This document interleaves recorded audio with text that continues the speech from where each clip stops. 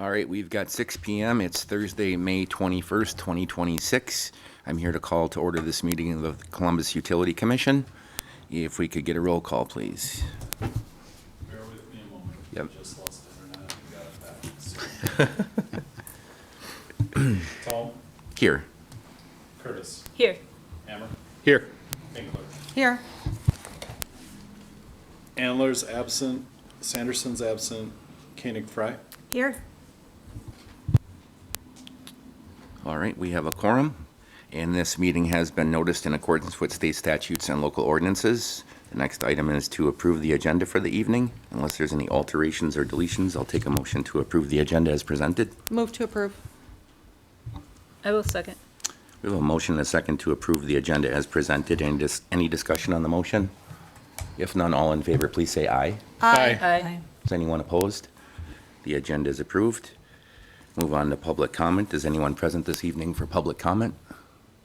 Seeing none, we'll move on to the consent agenda. We have 3 items on the consent agenda, which is the approval of the April 16th Utility Commission minutes, approve the utility department's cash disbursements report and accounts payable report, and then also the outage reports. Are there any questions on the consent agenda items? Just the one question. Turn your mic on. Oh, sorry. Just the one question, the cash on hand, is that the money from the bonds? So, yeah, kind of figured, but.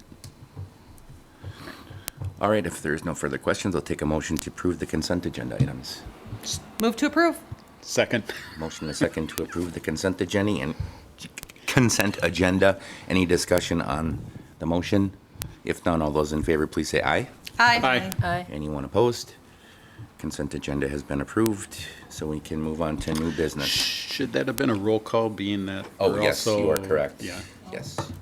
sorry.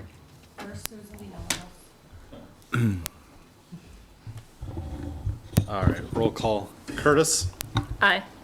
Hammer, Aye. Finkler, Aye. Koenig Fry, Aye. Tom. Aye. All right. Yes, consent agenda. No, consent agenda. Move on to new business. Number 4, consider and take action on the recommendations of sewer rate updates for the city of Columbus, village of Fall River, and town of Elba. So with the extensive help of Rupert Milky, we have completed a study of the wastewater utility infrastructure's needs and financial condition. I've asked Mr. Letha here to share some information on this report and to answer any questions that the commission might have. If you could, Jason. Thank you, Randy. I'm pinch hitting tonight for Kevin, who is on vacation, and so just want everybody to know that we've been working fairly closely with the village, particularly since last year, to kind of go through the rate study, go through the IGA, make sure that things that are kind of outlined in the rate study were reflected in the IGA, and so. I'm here. I probably can't answer every question you might have tonight, but I'll do my best since I've kind of been involved in this. So with that being said, hopefully everybody's taken a look at the memo. I'll spend a little time just hitting some highlights on the report, and we'll kind of page through this.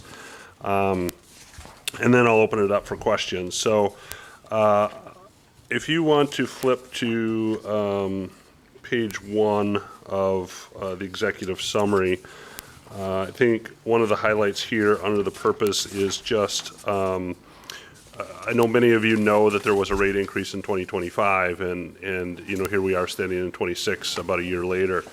And one of the things is that, we determined that there was a definite increase in operations and maintenance costs. There's some inflation built into that. There's moving the utility from the city to the commission, so there's some other administrative type operational costs that were accrued in there. And so as we kind of looked at the study that was in 25 that was implemented, it was really just kind of based off of kind of the current conditions, looking back at some of the older data. Now, when we looked forward, we had full 24 data to work off of and 24 data to work off of. So it's giving us a little better picture as to financially where the utility is at. Below that, We'll get into kind of the recommendation here, but tonight we're recommending a volume rate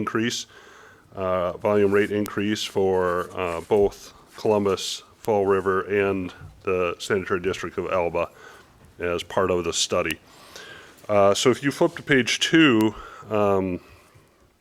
we get into under costs of treatment have changed. We get into a little bit more detail on where those costs have come from. And again, I won't go into a ton of detail on that, but, there's just obviously some increases there that are now reflected in this year's rate study. There are no changes being reflected or proposed for the actual rate structure itself and how it's set up, just the charges associated with that. If you flip to the top of page 3, wastewater flows, these are updated as well. So again, the IGA, or the Intergovernmental Agreement for Fall River, and the agreement with Alba have costs attributable to the improvements at the plant based off of flow proportional. So you can see that 83% of the total treated flow is the city of Columbus, and then approximately 16% for the village and 1% for Alba. For the sanitary district. So those are updated flows with the most recent data that we have. We'll jump down into the Village of Fall River under external users. Again, note that this intergovernmental agreement defines how those costs should be allocated. I think it's important to note, and I don't know if this was really clear in 2025, but it's important to note that the fixed costs are paid from the initial payment that Fall River made into the system. So those fixed costs that we have, those are the borrower, the capital costs. There was a prepayment made for the connection fee out of Fall River. And so when we look at fixed costs for Fall River, you don't see those built into here simply because those have already been paid kind of ahead of time, and we draw down on those as we do projects. And then I think with Alba, the thing to note is that the agreement is a little vague on how we apply those volumetric rates, but we, again, did it flow proportional the same way that we do with Fall River to be equitable as well. On page 4, we talk a little bit at the top about the rate studies. I had mentioned this, that there was a rate study that went into place in 2025. The village requested additional clarification from that regarding some assumptions and information. Again, there was just not alignment with the IGA and some of the things that we were trying to accomplish. So the rates for Fall River in 25 weren't implemented, and so this new study accounts for that catch up from 25, and then based on the capital planning going forward, sets those rates for Fall River going forward. So when you see the recommendation at the end, note that Columbus ratepayers had an increase in 25. Fall River was basically deferred that, but those are included now in this new rate study. If you go to page 5, the top of page 5, we talk about the improvements in classification by type. So again, keep in mind when we talk about the system, we talk about capital costs. Those are the ones that we're borrowing for. The replacement costs, those are improvements that are involved in existing facilities, replacing things in kind, and then the operation and maintenance. That's basically the day-to-day stuff, such as flushing, televising, any costs associated with just operating the plant itself. So when we're determining the costs for contribution, again, the other thing to note here is that as we look at the entire sewer utility, we have costs associated with the collection system. So that's all the sewers and manholes that bring the sewage from the homes down to the treatment plant. All of those costs are attributable to Columbus related to lift stations, simply because none of the sewage that Fall River has or Alba has passes through our lift stations. So Columbus bears that full cost for that. And then the collection system improvements as well, because obviously all the sewage conveying through the system primarily is all Columbus. So again, when we look at how we set this up in costs, those are attributable to Columbus only. So again, you'll see those costs in the rate structure don't get allocated back to Fall River for that purpose. Page 6 is the proposed capital improvement plan. So if you look at this, this is a plan that hadn't prior existed. There was a capital plan at one point for the wastewater utility. After the 25 rate study, this was primary, one of the bigger pieces of information that we really had to derive to really kind of get a good foundation for this rate case update. What we did was we spent time with the sewer utility going through and identifying what those purchases for replacement type things needed to be, whether those were capital, whether those were operation and maintenance, how they applied, if they were collection system related or plant related, and then just kind of aggregated those out across a 10-year period. So for the rate study itself, this is just very helpful for forecasting out and understanding cash position as we start to collect those funds.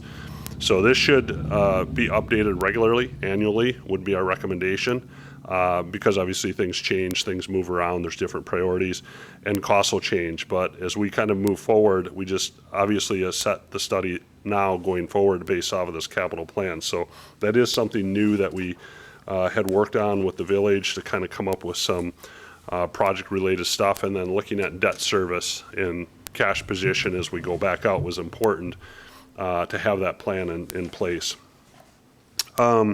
Page 7, we get into some rate study methodology. I'm not going to spend a lot of time in there. We talk about cost of service and rate design. Nothing has really changed from past studies in that aspect. Page 8, we end up talking a little bit about the financial forecast assumptions. Again, we start getting into some assumptions on depreciation and inflation costs and how we're applying those for debt service payments back as well. So standard, we're using a 3% inflation and 2% in depreciation. We're assuming 20-year repayments on loans as we kind of look out for borrowing on those future forecasted items. We're talking about cash balance for the utility. We kind of model that after kind of industry standards that would look at about 110% of annual debt service. So again, that gives you the ability to have that capacity to go out and make those borrowings as you need. So again, we recommend that. And then also we recommend a target cash balance of 40% of the operation annual O&M cost expenses. So as you look at some of the tables later on, you'll see where we fall deficient of that, and then with the rate changes proposed, you'll see how we are able to make that up. Flipping a couple pages ahead, there's some other stuff in here. I think it's important if we want to flip to the bottom of page 11. We spend some time talking about this sewer utility investment fund. Again, when we get into the rate study, you'll see that there's no fixed costs for Fall River in here because their fixed costs are paid out of the sewer utility investment fund. That fund exists right now. The original fund was paid in at about $1.5 million. That fund now is somewhere, it's just south of $1.1 million. That fund, based off of the capital plan projection, will be in place for, I think 5 to 6 more years, and then they'll ultimately run out of funds in there to pay those fixed costs. What the IGA then anticipates is that when we borrow for capital projects, they will have to borrow on their end and then pay us, their prorated or proportional costs for those specific projects at that time. But for now, they do have this cash on hand that we hold in an account that we have access to, and we use that to pay that down. So again, when we talk about those fixed costs a little later on, you'll see that they don't have that fixed cost for that reason, that they already have that money set aside. If you flip to page 13, in the middle of the page there, we talk a little bit about the proposed Fall River rates. We looked at the flow proportional percentage in 2024. Again, this changes. We talked about it being approximately 16%. It's exactly 15.58. We also looked at the administrative costs and general costs percentage to be about 14.09. So we combine those two percentages to come up with kind of a composite 14.88. And that's what we're going to apply to the rate case as we establish that going forward, which is obviously slightly lower than the anticipated IGA established rate. But again, we have to account for that administration and general costs that get applied in there. So you'll see that we do that very similarly on page 14 with Alba. You'll see that they're at 1.1%, 1.16% flow proportional. They have their A and G percentages built in there, so they come out at about 1.1. Then I think if you flip to the top of page 16, we get into the recommendations. So you can see there, ultimately what we're recommending by supporting or is supported by the tables that are in the appendix. We're recommending an increase of the volumetric rates for Columbus from 6.35 per 100 cubic feet to 7.56 per 100 cubic feet, which is about a 19% volumetric increase. We're looking at Fall River going from 2.59 to 3.13, which is approximately a 20% increase. So they have just a shade higher percent increase on that based off the calculations and the percentages. And then Alba sees a little bit bigger jump. Again, they pay a little less, so their percentage is a little higher. That bumps them up to about a 29% volumetric increase for this recommendation. So if you look at the top of page 17, there's a table in there that just kind of looks at neighboring communities' rates for reference. Per 100 cubic feet, Columbus is proposed at 7.56. You can see the other communities there are slightly lower, with the exception of Waterloo, who had some large expenditures in their utility. This is old data. I can tell you I know Portage is doing tens of millions of dollars worth of improvement right now. I can guarantee you that their rate is going to skyrocket much higher than what's on this paper. But again, just gives you kind of a benchmark in relation to neighboring communities where they sit. And then at the end, we do have in the appendix, their Appendix A is a detailed kind of another sheet that shows the capital plan. In there, this one actually gets into what the funding type is, whether it's capital O&M or replacement fund related. It also does break down those costs that are attributable to Alba and Fall River, because again, remember the fixed costs for capital and the collection system costs are not attributable in the capital plan to the other two. And then we get into some of the rate calculations, and ultimately I think the last sheet, the really colored one, is a real fun sheet. There's a lot of numbers on it, but what that does kind of outline is kind of the proposed rate structure going forward for that same 10-year period. That's not what you're approving tonight. You're just approving the single recommended rate increase tonight. But this gives you an idea of what those rate increases look like over a period of time to support the 10-year capital plan that's laid out here. This does assume, again, those annual inflation rates per year are built into this, and this is where you can see the cash position that we recommended to meet those thresholds, and you can also see the debt service coverage kind of down towards the bottom. You can see that we climb out of a pretty low coverage ratio right now to get back up above that 110 in 2028. Columbus is expected to have a fixed charge increase on our meters in 2028. So again, that's not something we're talking about tonight, but again, just forecasting out, we are expecting to see a little bit of an increase on the fixed charge side. And the rate increases are shown in here as well for Columbus and Fall River kind of estimated. So we've been working with Fall River on this and kind of going through it.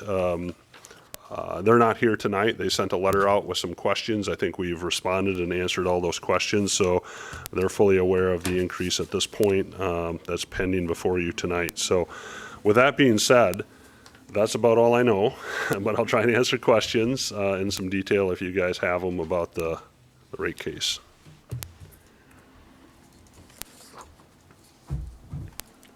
Yeah. Yeah. I'm looking at the table 4 on page 17. Those are big disparities between Beaver Dam, Marshall, Waterloo, and Columbus. Yeah. You talked about Portage. So, I mean, if you run into a critic that sees that disparity, how do you answer it? Yeah, well, my Depends answer to on when that they is meet. obviously a community like Beaver Dam is much larger, so they have a lot more users and a lot more payers into the system. They That's not probably, true of Marshall and Waterloo.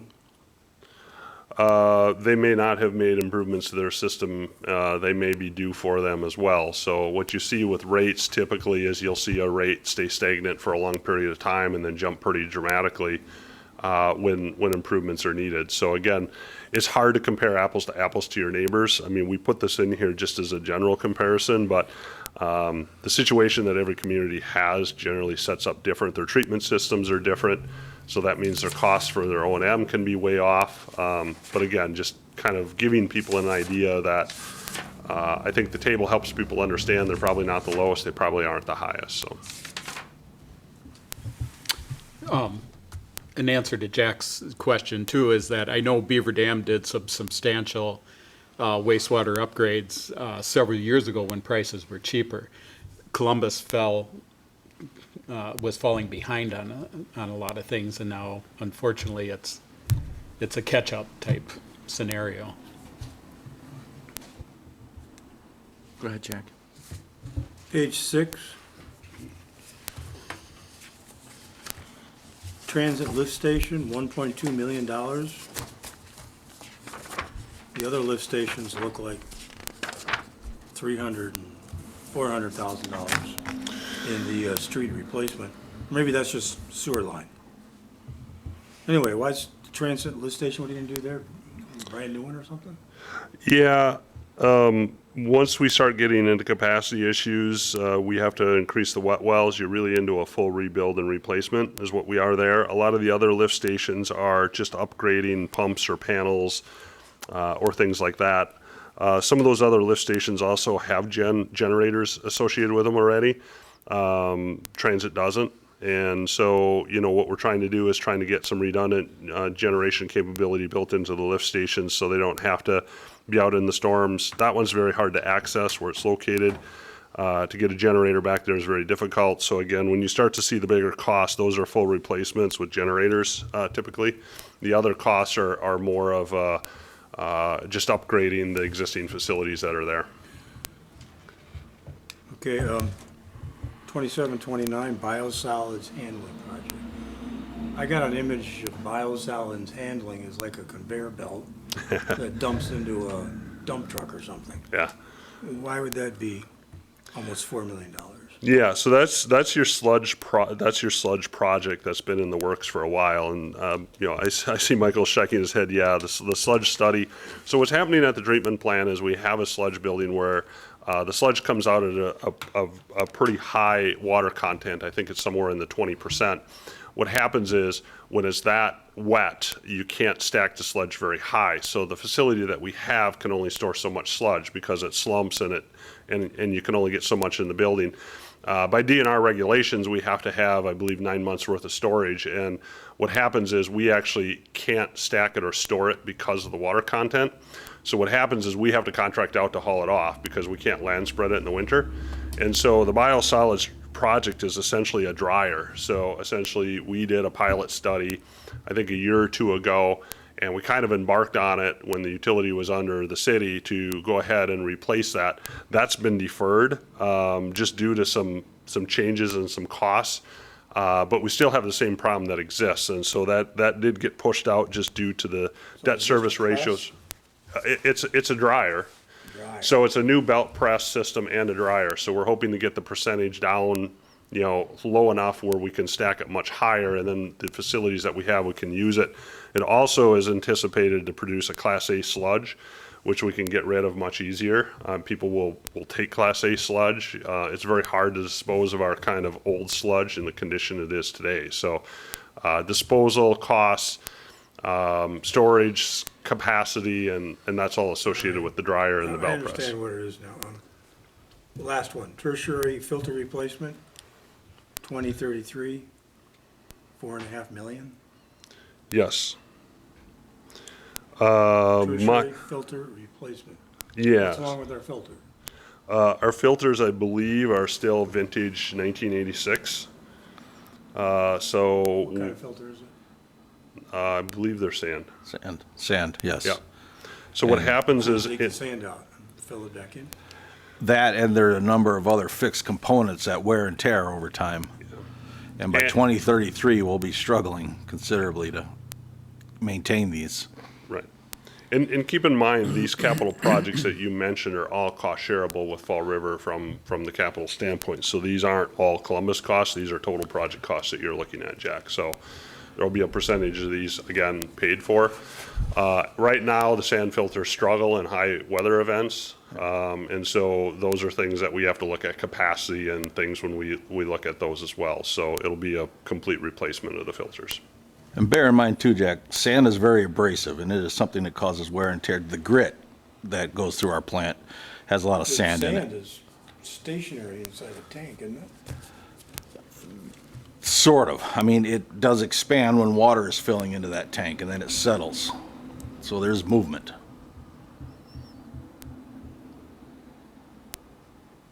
Okay. Other questions? I didn't have a question, I just wanted to, for those that didn't have the opportunity, I did go down and, well, that pilot program that he was talking about with drying the sludge, and to watch that whole process, and it is really impressive, and it gets it down to a dry pellet, Yeah. basically, and it's, yeah, storage is gonna be so much better when you have a dry pellet like that versus the wet sludge, so. It's been a problem for a long time. Yeah. Is drying going to be expensive over time? We're talking about a big gas dryer of some sort, right? Which is gonna have a operating cost. Right. Yeah, there'll be an operating cost, but I mean, you know, and it's I'm gonna wondering be, if it's exorbitant or not. I don't- yeah. I'm not sure how many people dry sludge like this. Yeah, it's actually fairly common, Jack, and we did a study, I don't have it in front of me tonight, and I can't even recall, it's been a couple of years, but we did the study to look at the different possible projects to address the problem with the dryer, biosolids dryer being one of them, and so we looked at operating costs and, you know, all of that in that study, so that does exist and it can be made available to you guys, but that was the preferred option from a cost perspective. I'd just add that we've had wastewater staff over the years that have toured other communities with their drying operation and have asked questions and researched the vendors. And there's been a lot of time and effort put into this process over the last, my entire time that I've been with the city. And I can tell you that technology has changed dramatically in probably the last 5 years from when we started this process to where we are now as well. So, you know, we know we have a good project there, so. Well, it's easier to get rid of the dry pellets than it Yeah. is to get rid of the 100%. sludge too, so. Can we sell them? There is a market is. for Class A biosolids, Yep. which we hope to get to one day, but. Yep. I don't really have a question, I guess. Maybe it's probably not for you, Jason. I mean, I appreciate seeing this laid out over 10 years, especially when we have so many capital projects that we have to consider. But I feel like, you know, in the last year, we've had the rate discussion here already on the commission. And I feel personally, as a ratepayer, the thing that we keep missing is the relationship with our wholesale customers. And I know everyone's going to pay a little bit more, but when I look at the increase that we're expected to take as a City of Columbus ratepayer, it's exorbitant compared to what Fall River or Elba have to take. When we talk about fixed costs, you know, the easiest way to make up the difference is to apply it to your monthly surcharge, your meter cost, and we don't have any control over how our wholesale customers address that. And so you've talked about, you know, the fund that's there for fixed costs that we can draw from, but it seems like the Fall River's not going to contribute to a project unless we're borrowing money to take it out of that fund. We're not getting apples for apples, in my understanding anyway, of that base cost that I pay every month on my utility bill. We can't force Fall River to do that to their customers. They're paying a wholesale cost to us. So I feel like we're always taking the brunt of the rate increases in Columbus. And, you know, I'm glad that we're assembling all this and we're taking some action, but we're still looking at another meter charge in 2028, you mentioned, so. Yeah, I think that's a great point, and we have more cost, but we also have more system than they do. And keep in mind, Fall River has their own cost on top of our rates, right, because it's a wholesale cost. They still have to operate and maintain their collection system and their lift station on top of that too. So that's why theirs is essentially less than ours, because they have their own component of the system. If you look at treatment as a whole from house to plant, they have their piece of it too. So if you look at their rate increase proportionally, percentage-wise, they're 19, we're 19. So the volumetric charge goes up similarly. Their cost is slightly less, but keep in mind, they have a lot of cost you're not seeing on their end of the spectrum to add back in, where we have those costs. So that's why when you look at the volume charge, we are higher on the volume charge, but that's a reason because we have more stuff built into that versus what they have as well. So. And they're really only obligated to pay whatever the percentage is that their flow proportional is at the plant per the IGA. So if they're at 15.88, that's really the agreement that's in place, which has been in place since 2010 now, so. But I guess the way that I'm looking at it as a ratepayer is that if I had my utility bill and I had a utility bill from someone for Fall River, am I paying more or are they paying more per volume or per month for wastewater service? And I don't have any proof of that because we just have what their flow charge is and then what our monthly bill is. So it's, to me, it's like not apples to apples. Well, so I've seen a copy of their bill. So, you know, as Jason was saying, they still have the upkeep of all their system over there. So they're actually paying, I think, more than what we are in fixed charges.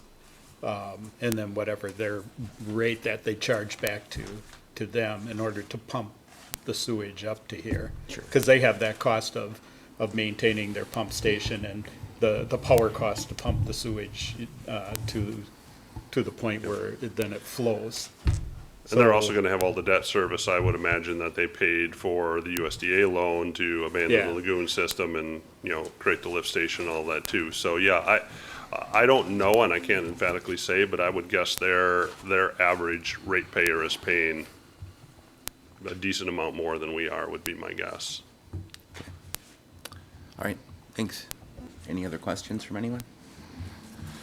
For a 10%.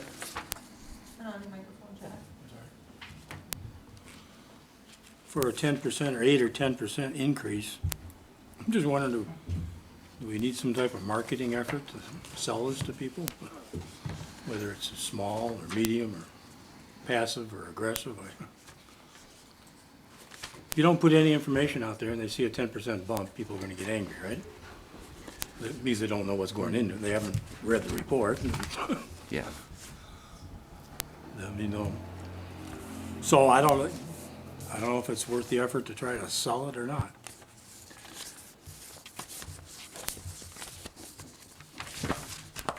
Guess you don't have to answer that. I don't know the answer either. Well, I guess it, comes down to the point that we have to have the funds to operate the wastewater treatment plant, and I think we've fallen behind on a lot of things there over the years. And I know we had to raise rates last year just for that reason, to make, debt coverage and things like that, so at least it's a step forward. The big motivator here is our working capital is so low, and we need to get this to a manageable level. And then it's my goal from that, once we do establish a stronger or healthier cash flow level, it is my goal then to every third year seek a rate increase to get something more manageable, and they'll be in smaller increments. So. So I was looking at that. Go ahead. Page 5, where we have our balances. Precisely which fund are you telling us is low? I mean, LPGI number 4 is only $1,200 in there. I'm not sure if that's right, cash on hand. I mean, when they say we are grossly underfunded in operations, which fund are we talking about? Bond replacement, collection main replacement, replacement funds?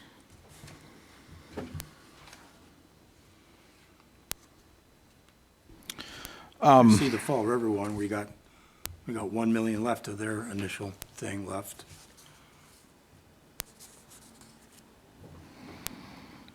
Well, I'm regretting I brought that up to you, Jack, but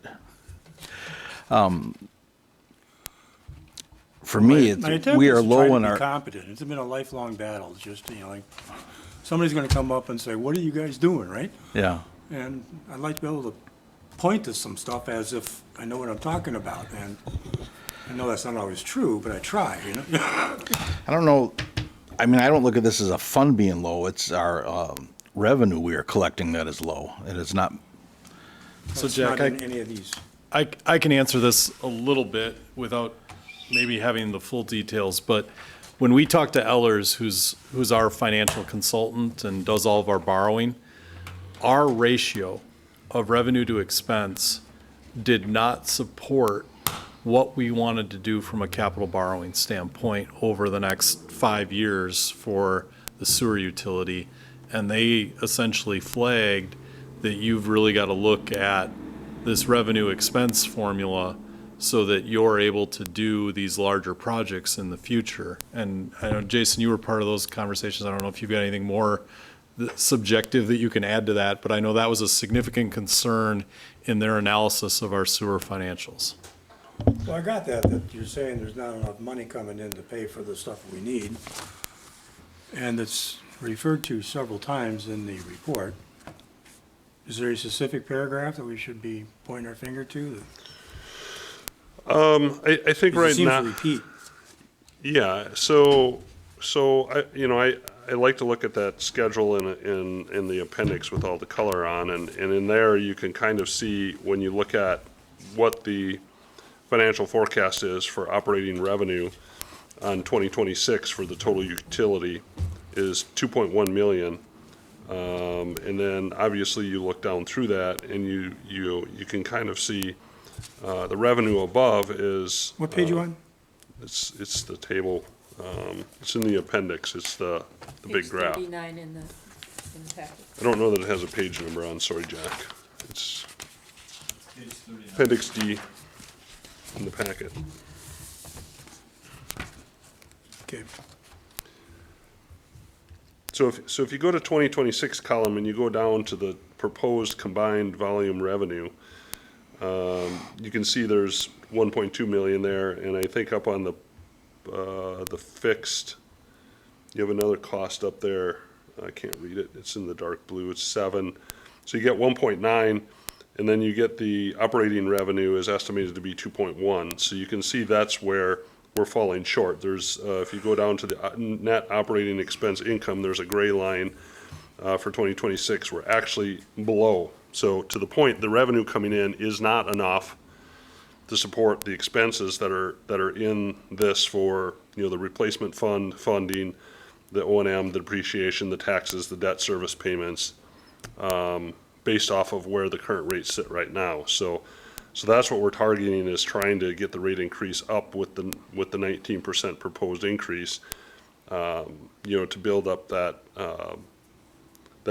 delta, because to Matt's point, the debt ratio coverage right now is at 25%, which doesn't allow you to borrow. You have to have a debt coverage ratio higher than that. So when we had some capital projects this year, which for the collection system, Ellers came in and said, wow, that's great, you guys have a capital project for streets, but you can't borrow the money in the sewer utility to pay for it. And so that was kind of the big red flag that kind of really got us digging into and looking at the numbers going, it's the debt ratio that's important here, and that's really kind of based off that cash position to get that built back up, to have that coverage ratio.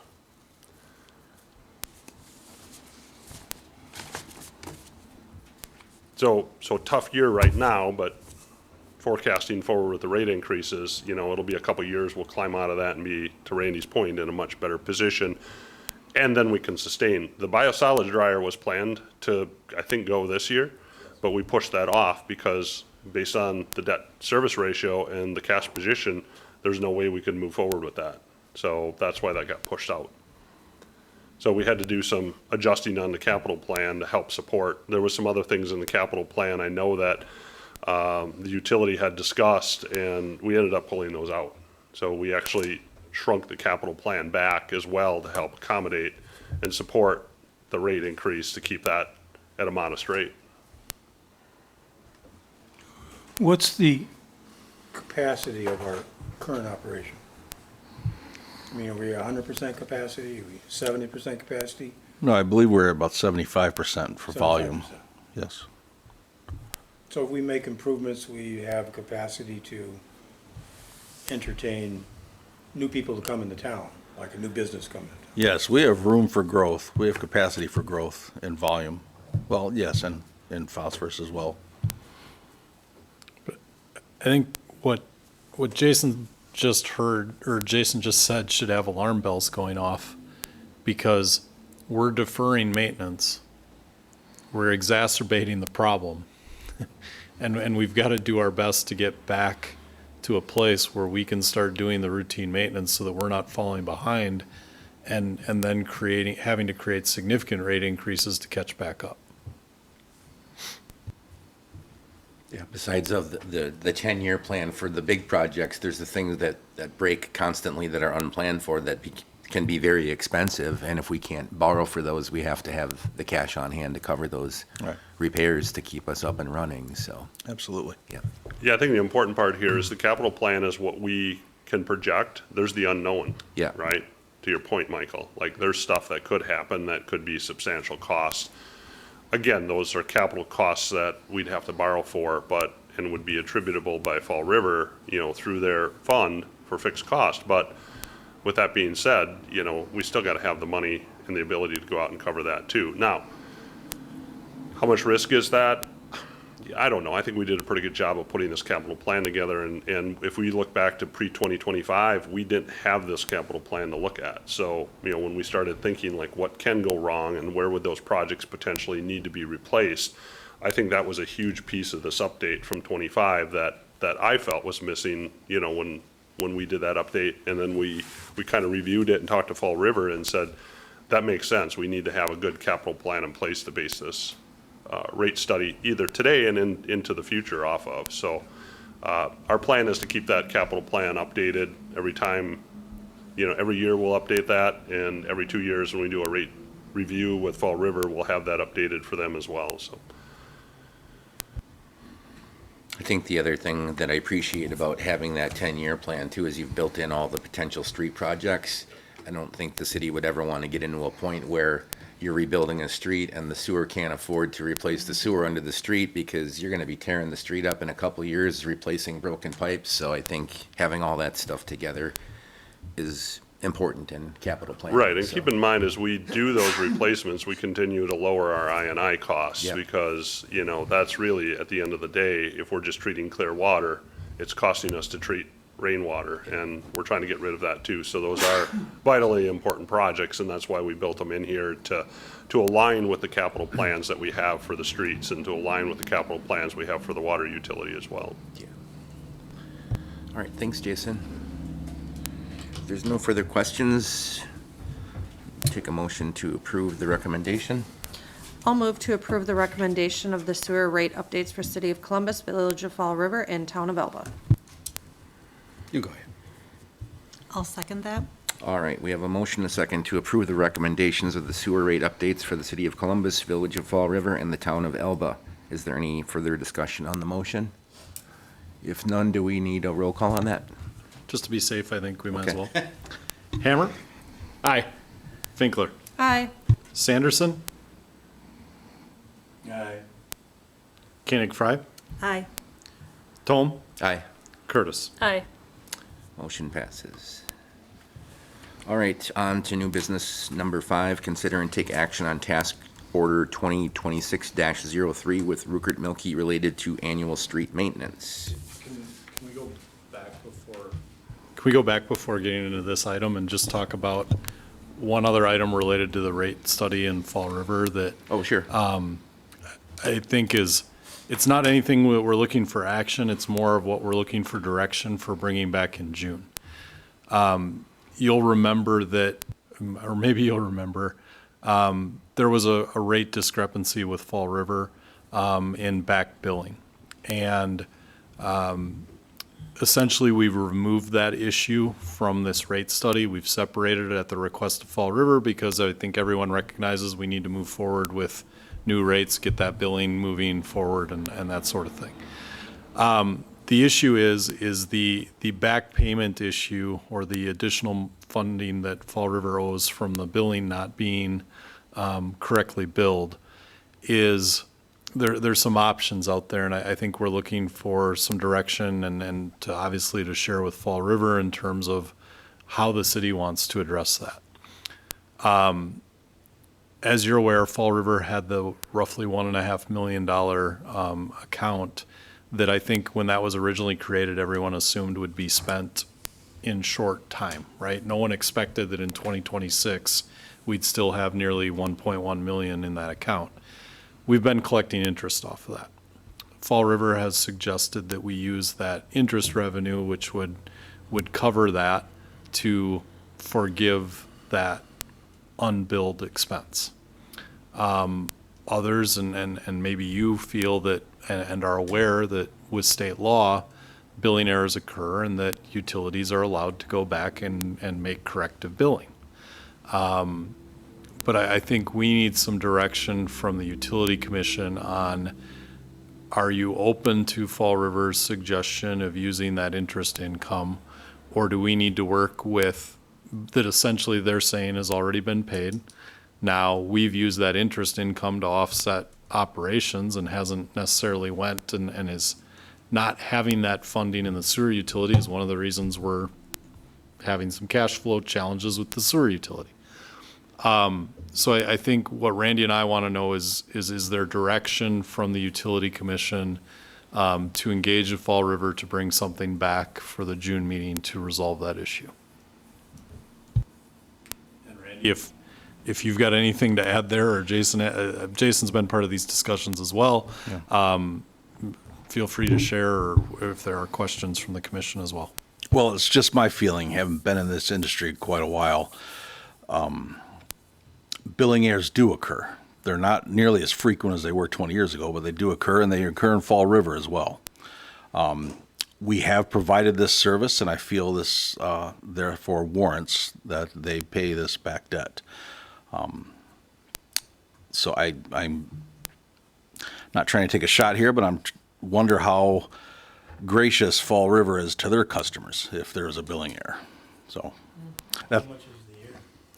a little over 100,000. Well, that's the balance. I'm not sure what kind of a savings account you have.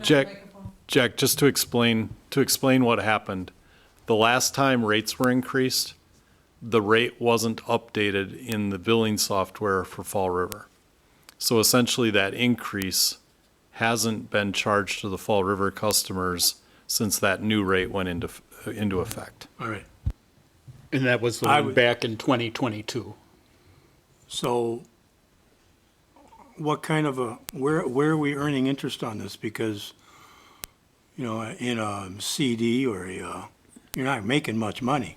2% is only $22,000 a year. Our finance directors calculated that on that fund, we've probably generated $150,000 in Oh, so we could pay. interest income because this fund has been held by the city since 2010. Oh. Interest earned from 2010 is gonna pay for a billing error 2 years, 3 years old. That's what they're hoping for, That's but I the- am with that's the Randy, and I proposal. think the services were provided, and we should be asking for that billing error to be fixed. I agree with Molly. I don't think the interest should be used. I think that earned interest is another source of revenue that the city has from other accounts. We've held that account in good faith for well over 10 years, obviously, and I don't think it should be taken from the interest.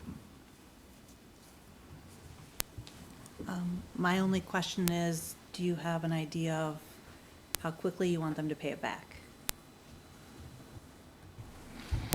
Well, I think, so one of these pieces is that we want to involve them in the discussion, but we want to know what's possible, right? Because I don't want this, it's clear it's an adversarial issue already. I don't want it to become a bigger issue than it is. I'm optimistic that we can work with Fall River on shared services in other areas of government that I think would benefit both groups of taxpayers, but I don't want this to be a negative in those conversations, specifically in the areas of public safety, right? Like buying these fire trucks, it makes no sense for us and Fall River to buy the same fire truck, especially at the cost that they are. So if there's ways that, we can work more collaboratively together, I think both communities benefit. And so I want them to be a partner and not a customer. But they are a customer in this issue, and so it is a situation that I want to be careful in how we approach, and I think we've got good dialogue right now, and I want to keep that. Just speaking for myself, I did not think we'd ever ask for a lump sum right off the bat, so. I believe in one of the conversations that we had over at the village hall, and I forget which one that was, that there was a payoff period. Do you recall that? I think it was like a 5 or 6 year payoff. Yeah, I think when we looked at the rate case, we originally had applied like a 6-year repayment period just to see how that would look in the total revenue package that we showed you tonight. Again, we took that out because we know that this issue could end up going different ways. And Fall River requested it to be taken out of the rate schedules just so it wasn't part of that discussion. Our original calculation was we had added in interest as well, just through a repayment timeline. So again, I think there's opportunities there to consider that or not consider that as well. But yeah, I think 6 years is what we recommended. I don't know that the village agreed or the city even agreed to that, but we just at least gave a look under the hood as what that might look like. So again, there are some options here, so. I would like to see the money paid by the village, but I'm all in favor of a payment period. Agree. Is there an opportunity to use this to revisit the IGA? I mean, when was the last time that was amended? Does it need to be amended or not? I mean, I shouldn't have asked that question, I guess. We'll be here all night long.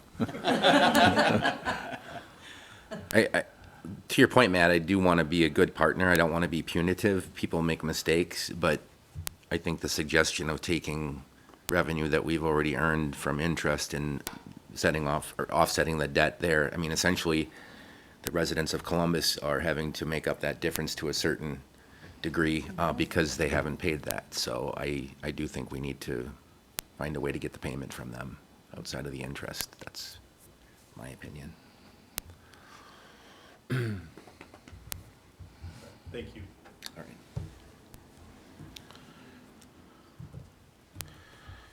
Now we can move on to item number 5, which is consider and take action on task order 2026-03 with Rupert Milkie related to annual street maintenance. And of course, we still have Jason here for that if there's any questions. Oh, Well, all right. I was just going to say that the city of Columbus has, over the years, annually participated or contracted Rupert Milkie to perform this task. I looked through it. It looks very complete and thorough.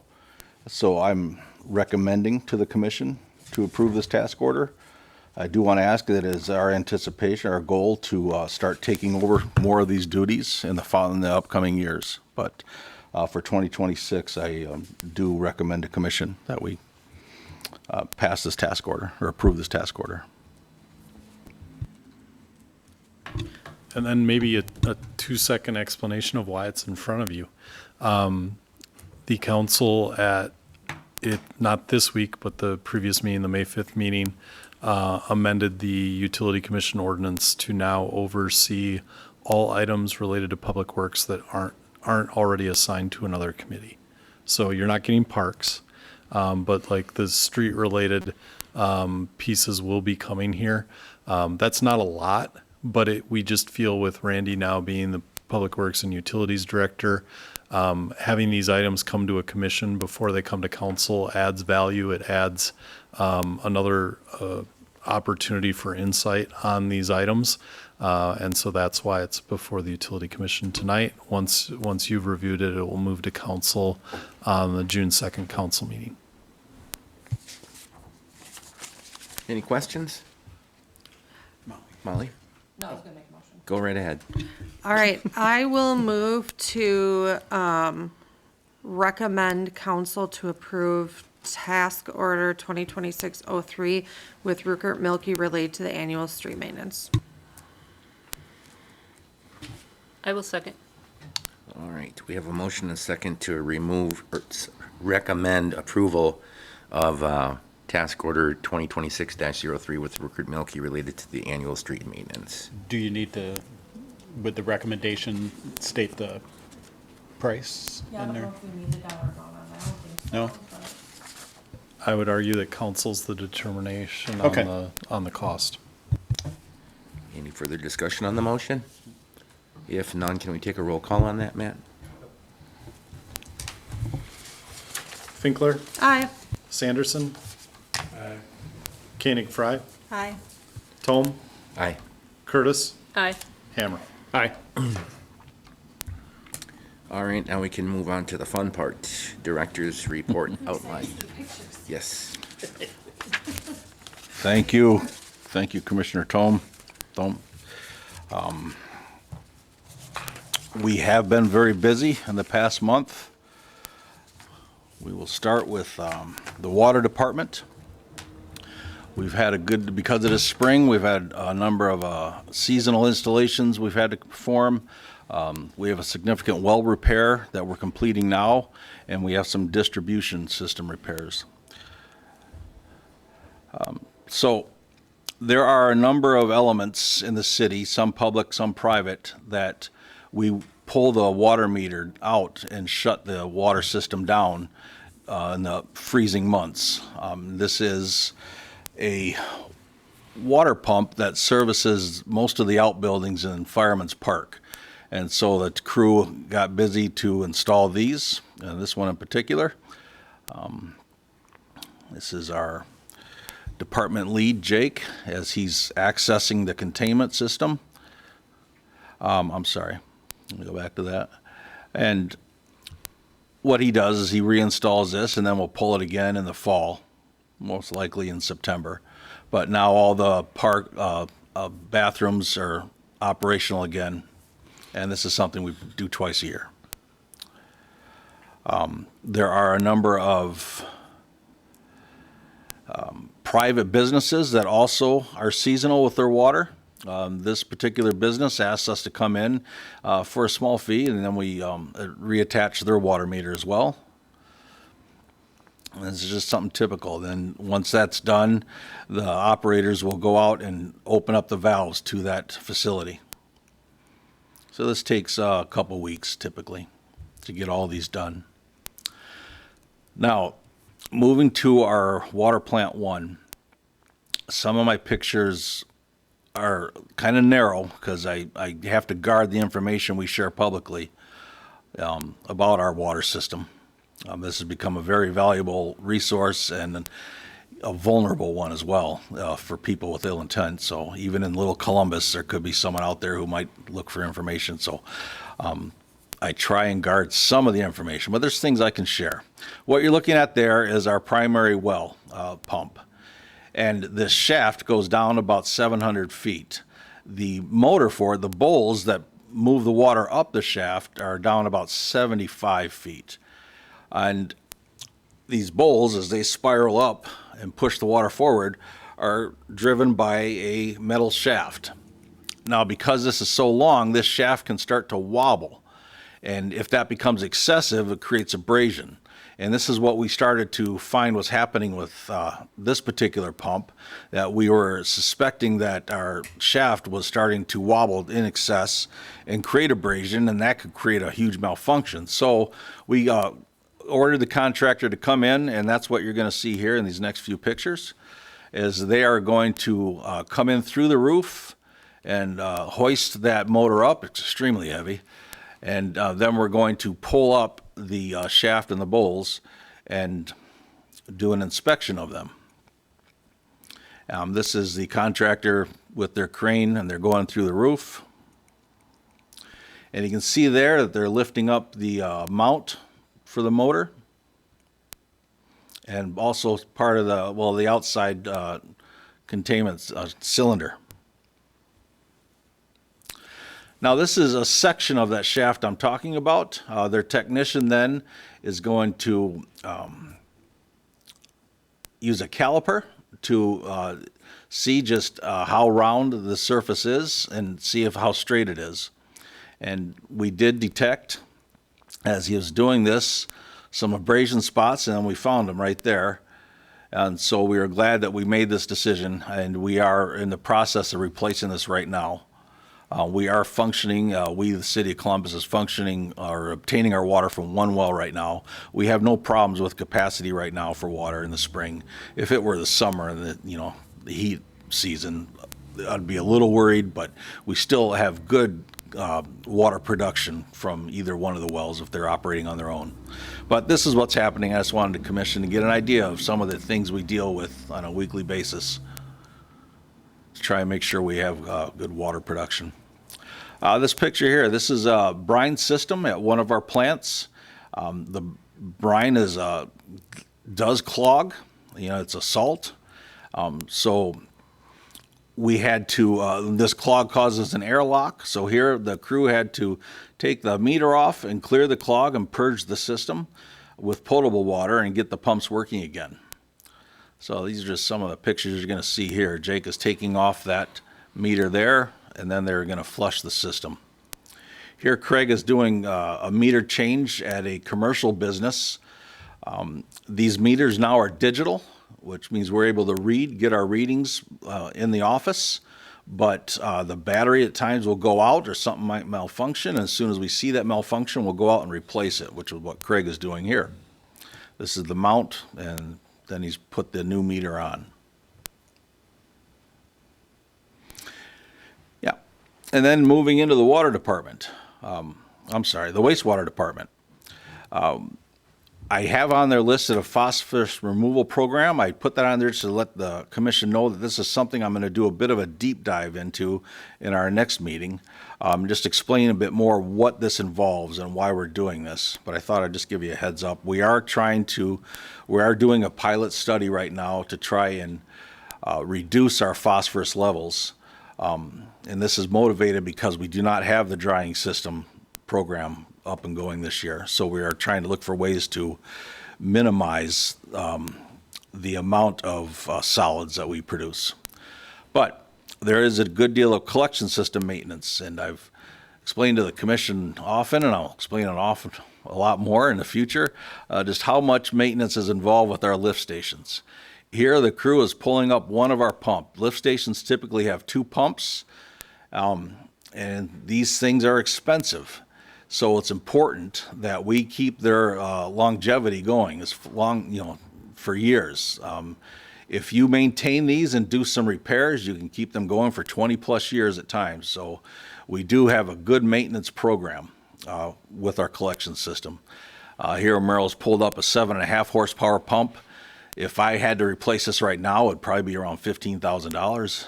So like I say, we try very hard to get at these every month and just clean them, listen or observe to see if there's any problems that we need to address now. And this is I only have one picture on there.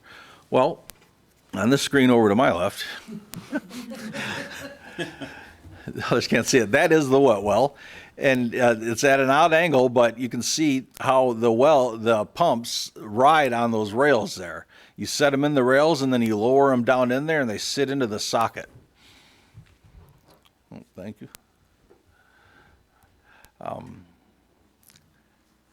And so that's what the crew is doing. I'll just move on and see if, all right. And Merrill's getting ready to, after he's performed maintenance on this pump, he's getting ready to set this on the rails and lower it back down. Thank you, Matt.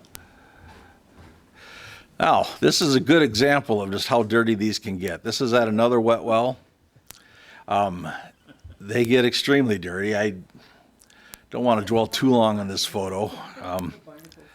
Yeah, there are crustaceans and such that build up on these.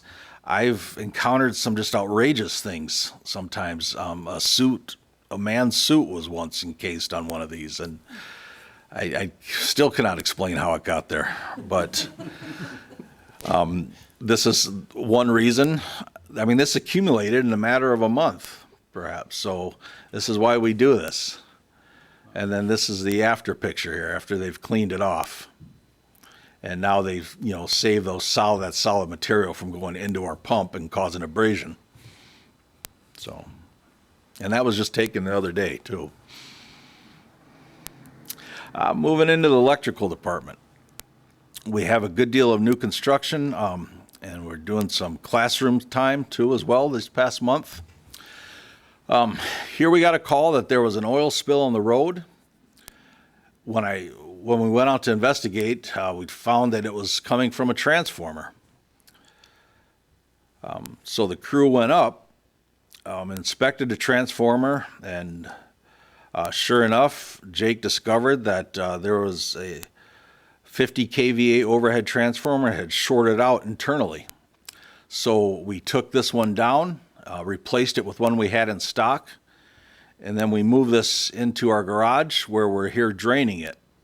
And once they drained it, they set about to make repairs for it, order some new components, the shorted components. So we'll be able to use this again. It's now on our shelf and ready for another 10, 20 years.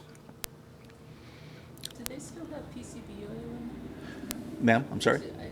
Do the transformers still have PCB oil in them? This was mineral oil, actually. So. And now this is another replacement we did recently. The transformer they're working on is a 15 kVA pad-mounted transformer. The original one was showing rust at the base, and we were worried about a leak there from the oil basin. So the crew made the decision that we should replace it. We did have one in stock, and that's what they're doing here with this brand shiny new one. And they made quick work of it, as Mason and Jake are making the connections, the final terminations.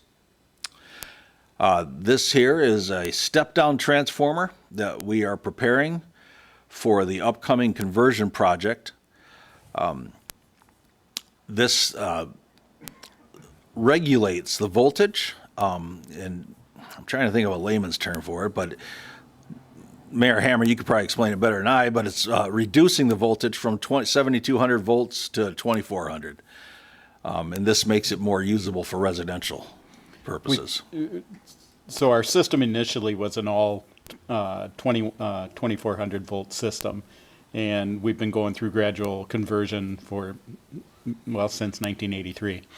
And so a step down will give you the opportunity to still leave the old without having to run new wires and new transformers and such. The one transformer will allow you to go from the 7,200 to the 2,400 and still operate the system. So It's like the world's longest project Yes. yeah. since 1984.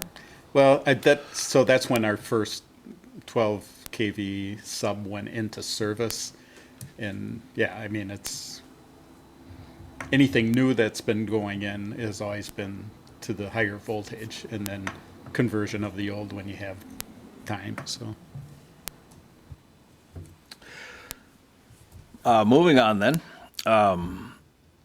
This transformer had been giving us problems, and it's in a very strategic area in our city. It services some of our late night or 24-hour commercial buildings, such as Quick Trip and the grocery store and such.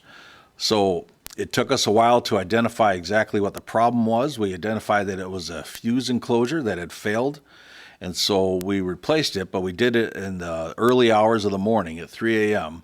We had everything lined up. We warned the businesses nearby that this was going to happen, and I kept my fingers crossed, and it went off without a hitch. And so power was down for less than an hour here. I was very proud of the crew and how much prep work went into that, and nothing went wrong during the time. I know it looks a little silly that Mason's lying on his side, but it is a serious photograph. He's holding a line there. So, and this is at Substation 1. Dalton and I met with our designers, our consultants, for this project that the mayor had just referred to. We are upgrading this substation. We project to start in 2027 with some plan work, but we had met with our consultants here to go over what we feel the needs are and what we feel is going to have to happen. And so this is, I forget Bruce's last name, but this is one of our primary consultants with Forster Electric. Huh? Beth. Yeah, Bruce Beth.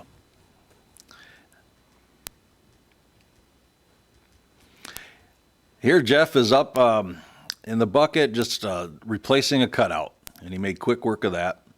But just to give you an idea of some of the other things we do on a daily basis, cutouts, you know, they're the fuses, and they frequently can go out if there's a surge or just a failure.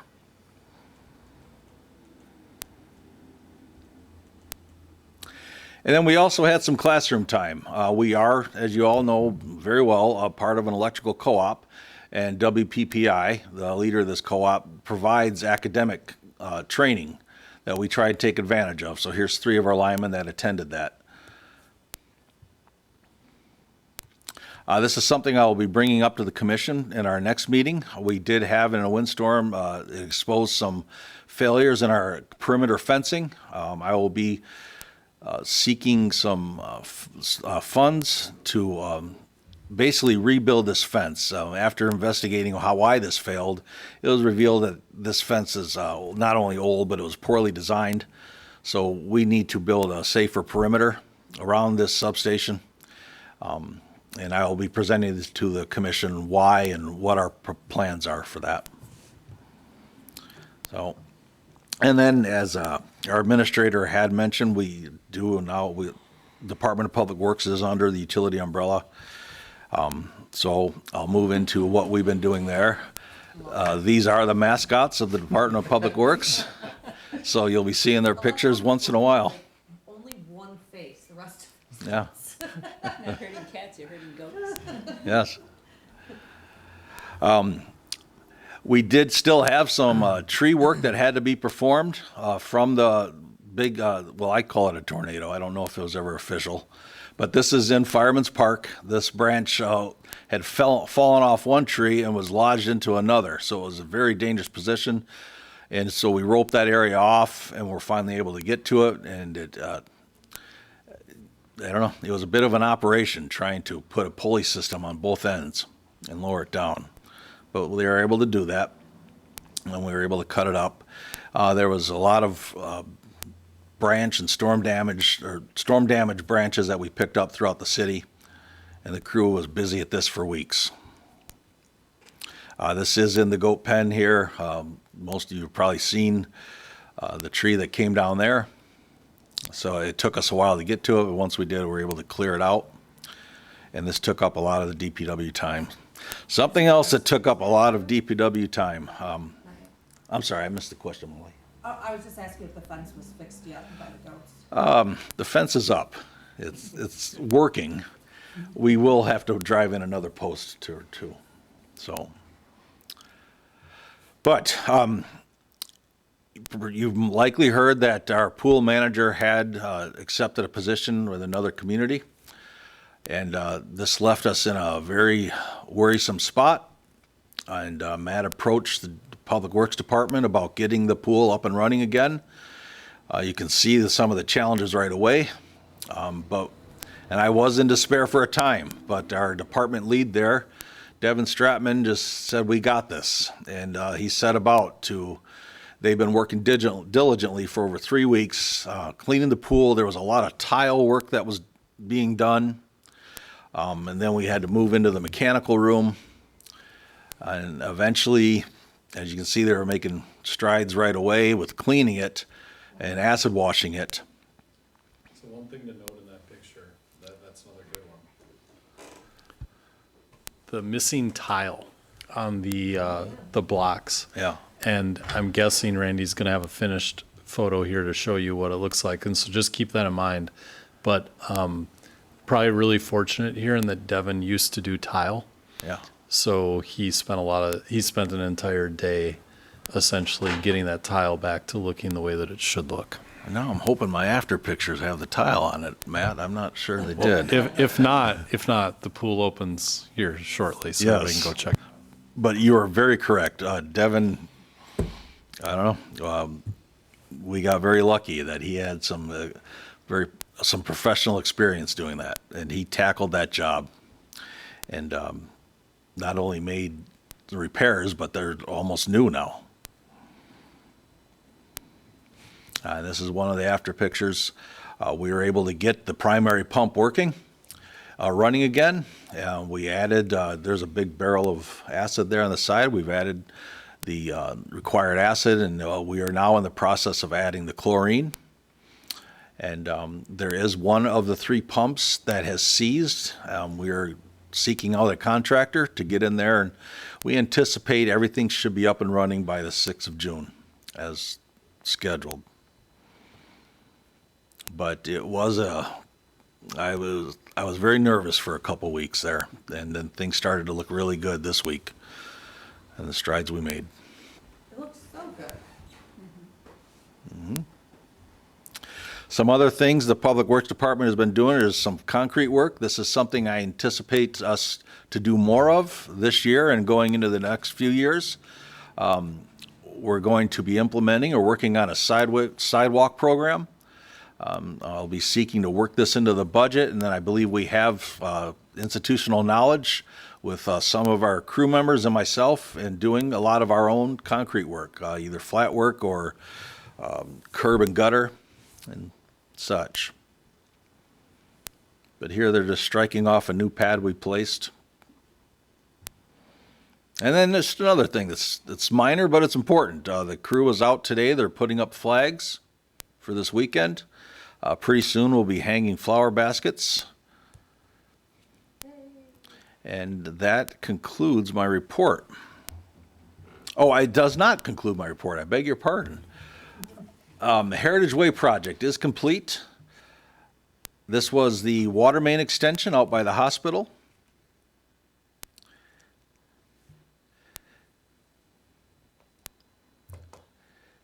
And you can see here, once the system was built, the hydrants were put in place, the valves as well, so now they are testing it. They are filling the system with water, and it needs to hold this pressure for, I forget, 3 days? Okay. Well, back in my day, it was 3 days, but that's right. Sam here oversaw this project and oversaw the quality control. And I don't think there were any problems at all with it. Maybe some, yeah. I will add that the School Street project, we are going to have the pre-construction meeting next week. And once that happens, I'll be able to report to the commission when our start date is anticipated. Yes, I'll have more information, but that is coming up. Sam Bowman will be managing that project as well. And we'll be playing a role of quality assurance. So, are there any questions?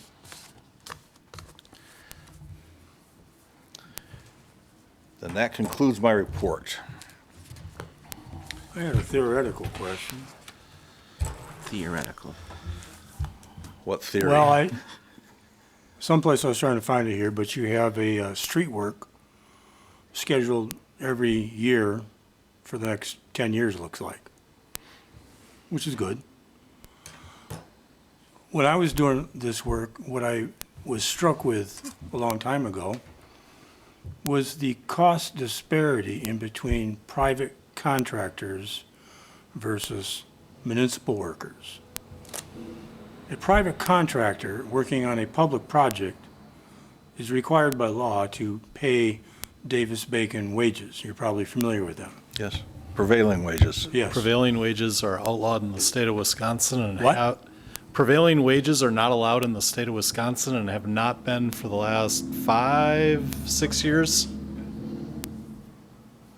All right, well, this is new. Well, it's a federal law, so if you take federal money, Was struck down at the state level. I don't know about federal, but Federal still applies with federal money, but we don't have federal money for our programs. okay. That particular project right there had prevailing wages. That is the Home Bridge in Milwaukee, but Right. All right, well, I'll withdraw my question until I get better informed then. All right, thank you for including the bill comparison in there for the investment-owned companies from WPPI. Okay. That says a lot, too, so. Unless there's anything else, I'll take a motion to, oh, go ahead. hold on. Go ahead. So I just wanted to give an update on, I attended the MEUW conference and legislative day at the Capitol. We met with, unfortunately, it's at that time of year where it's tough to meet with the actual legislator, but we met with staff members, which staff members do the majority of the legwork on stuff. So it's great meeting with them too. A couple of the things that we met with them on is the affordability and reliability issues, so that they're fully aware of, trying to show them the difference between an IOU and which is an independent-owned utility versus a co-op versus a municipal-owned utility. And they tend to make more concessions for the IOUs or the investor owns and leave the communities kind of behind. And it's about fairness for all electric customers. The other thing that we've been big on is trying to get the legislature to push the PSC. Well, the legislature has to approve it or pass a law, but to allow simplified rate cases for electric. They already allow it for water, but we're trying to push for a simplified case for electric also. So it's just getting the word out there. It was a good day. Good opportunity to meet with other legislators that we're not even, that we're not part of, but just to get to talk with them. I did have the opportunity to stop in Will Penterman's office and talk with his representative, or his staff member, I should say also. So, it was February, was out in DC. That was a great time to meet with people. And then the legislative days are always a good day to get public power into their eyes, to know who we are and what we do and what we accomplish. So, Thanks for going. yeah. And our keynote speaker was Mark. He's the took Max McGee's place for. He's with Larry McCarron on Green Bay Packers announcing, and he said, "Huh." No. I can't think of the guy's name. Starts with an L. Lavar or Wayne Larrabee? Larrabee. Yeah. Did a phenomenal job. He said, every year we say this is the year. This is Packers' year. He says, since free agency, you don't know where you're going to be. So, with that, All right, unless there's anything else, Molly, you want to do your thing? Move to adjourn. second. The motion and a second to adjourn. All in favor, please say aye. Aye. Anyone opposed? We are adjourned at 7:24.